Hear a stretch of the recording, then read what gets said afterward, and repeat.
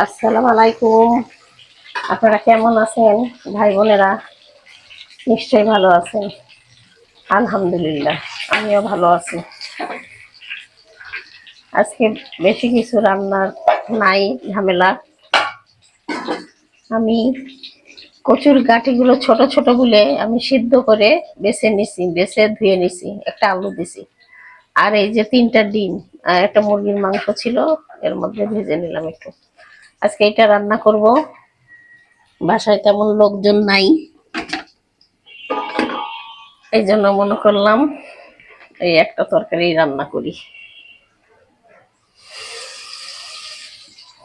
আমি ওই ডিম ভাজার তেলগুলো দিয়ে দিব পরে, এই জন্য আমি এখন অল্প তেল দিলাম।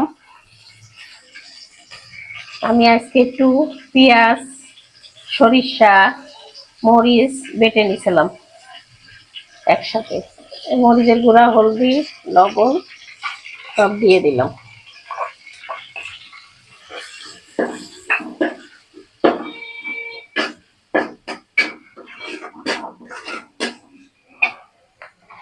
একটু আদা রসুন বাটা দিয়ে দিই।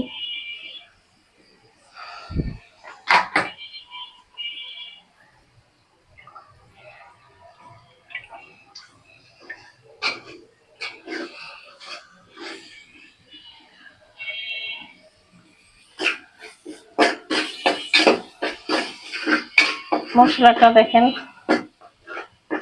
আর ভাজা ভাজা হয়ে যাচ্ছে। আমি এখানে একটু পানি দিয়ে দিলাম।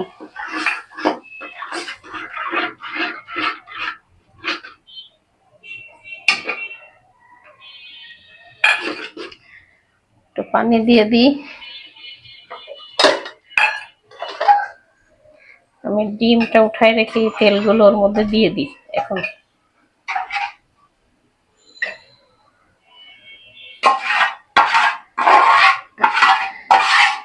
আমি এই তেলগুলো দিয়ে দিলাম। হলদি দিয়েছিলাম বলে তেলগুলো কালো, হলদি লবণ দিয়েছিলাম বলে ডিম ভাজার জন্য একটু পুড়ে কালো হয়ে গেছে তেলটা। এই যে এখন ভালো হলো, দিয়ে তেল ঠিক হয়েছে।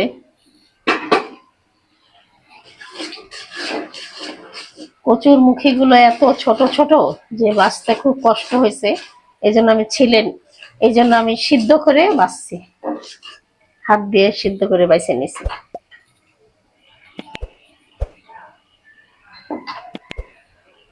আমি এখন এটা মশলার মধ্যে দিয়ে দেবো। কচুর গাঠিগুলো একটু কষাই নিয়ে আর একটু, কয়দিন থেকে খুব হাঁচি হচ্ছে, এই জন্য মনে করলাম একটু সরিষা বাটা তরকারিতে দিই। সর্ষে বাটা খেলে বলে অনেক সময় হাঁচি কাশি হয় না, এই জন্য একটু বেটে নিছিলাম সর্ষে।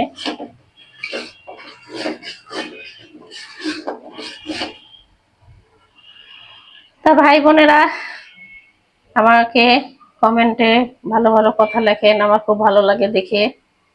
আপনারা বেশি বেশি লিখবেন, আমি দেখব, আমার খুব ভালো লাগবে। এর পাশাপাশি লাইক কমেন্ট শেয়ারও করবেন।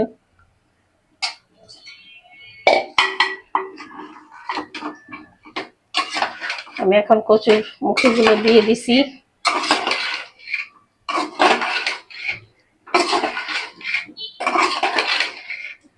দেখেন কত সুন্দর লাগছে দেখতে। আমি এখন ঢাকা দিয়ে দিই একটুখানি। ঢাকা দেওয়ার পরে আমি আবার পানির ঝোল দিয়ে দেবো।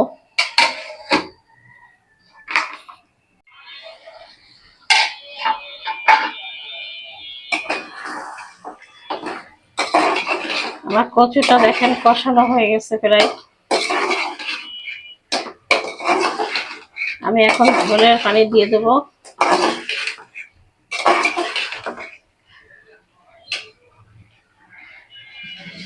ভাই বোনের আমি এখন ঝোলের পানি দিয়ে দিলাম।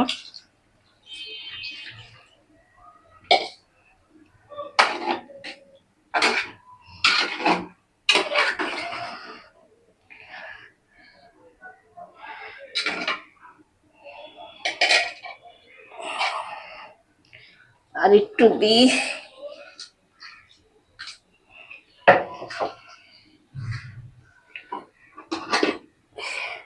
আমি 3টা ডিমও দিয়ে দিলাম।